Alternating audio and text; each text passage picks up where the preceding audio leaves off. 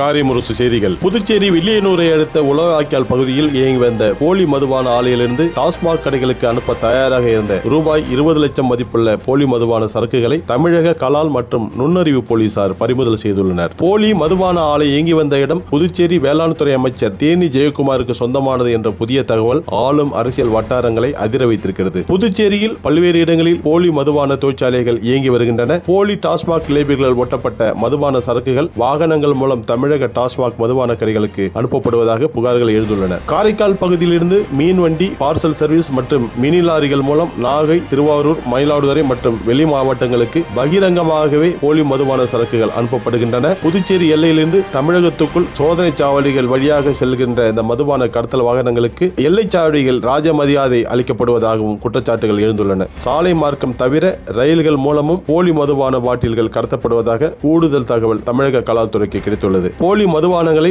லாரிகள், வேன்கள், கார்கள், டூ வீலர்கள் மூலம் தமிழகத்திற்கு கடத்தப்பட்ட வீடியோ காட்சிகளை தமிழக முதல்வரின் தனிப்பிரிவுக்கு ஆதாரங்களுடன் சிலர் அனுப்பியுள்ளனர். இது தொடர்பாக தமிழக கலால் போலீசார் போலி டாஸ்மாக் மதுபான விற்பனை தொடர்பாக சிலரை கைது செய்து விசாரணை மேற்கொண்டனர். விசாரணையில் புதுச்சேரி உலவாய்க்கால் பகுதியில் போலி மதுபான ஆலை இயங்கும் விவரம் வெளியானது. ஆலை இயங்கும் இடம் புதுச்சேரி அமைச்சர் தேனி ஜெயக்குமாருக்கு சொந்தமானது என்ற தகவலும் வெளியானது. இப்புகாரை அடுத்து விழுப்புரம் மண்டல டாஸ்மாக் மற்றும் தமிழக கலால் போலீசார் விரைந்தனர். வில்லியனூரை அடுத்த உலவாய்க்கால் பகுதியில் தமிழக அதிகாரிகளின் சோதனையில் குடோன் ஒன்றில் பதுக்கப்பட்ட ரூபாய் 20 லட்சம் மதிப்பிலான மது பாட்டில்களை கைப்பற்றினர். இது தொடர்பாக 5 பேரை கைது செய்து கடத்தலுக்கு பயன்பட்ட வேன் மற்றும் கார் உள்ளிட்ட 3 வாகனங்களை பறிமுதல் செய்துள்ளனர். போலி மதுபான ஆலை இயங்கிய இடம் புதுச்சேரி வேளாண் அமைச்சர் தேனி ஜெயக்குமார் தரப்புக்கு சொந்தமானது என்ற தகவல் சம்பந்தமாக புதுச்சேரி அரசியல் வட்டாரங்களில் பல்வேறு கேள்விகள் எழுப்பப்படுகின்றன. ஏற்கனவே தமிழகத்திலிருந்து கடத்தி வரப்பட்ட சந்தனக்கட்டைகள் இதே அமைச்சரின் உறவினர்களின் இடத்தில் பதுக்கப்பட்டதாக ஒரு வழக்கு நீடிக்கிறது. பல வருடங்களுக்கு முன் தேனி ஜெயக்குமார் வீட்டில் காவலுக்கு இருந்த ஹோம்கார்டு மரணம், பொழுதுபோக்கு மையத்துக்காக ஆட்டோட நில அபகரிப்பு, சந்தனக்கட்டை பதுக்கல், வனவிலங்கு பாதுகாப்பு விதிகளுக்கு முரணாக வனவிலங்குகள் பராமரிப்பு போன்ற சர்ச்சைகளும் நீடிக்கின்றன. ஒவ்வொரு முறை சர்ச்சையிலும் சிக்கும் அமைச்சர் தேனி ஜெயக்குமார் புதுச்சேரி முதல்வரின் நெருங்கிய நண்பர் என்றும் புதுச்சேரி திமுக முக்கிய புள்ளியின் பேரன்பை பெற்றவர் என்றும் கூறப்படுகிறது. தொடர்ந்து சர்ச்சையில் சிக்கி வரும் அமைச்சர் தேனி ஜெயக்குமார் மீது என்னதான் நடவடிக்கை?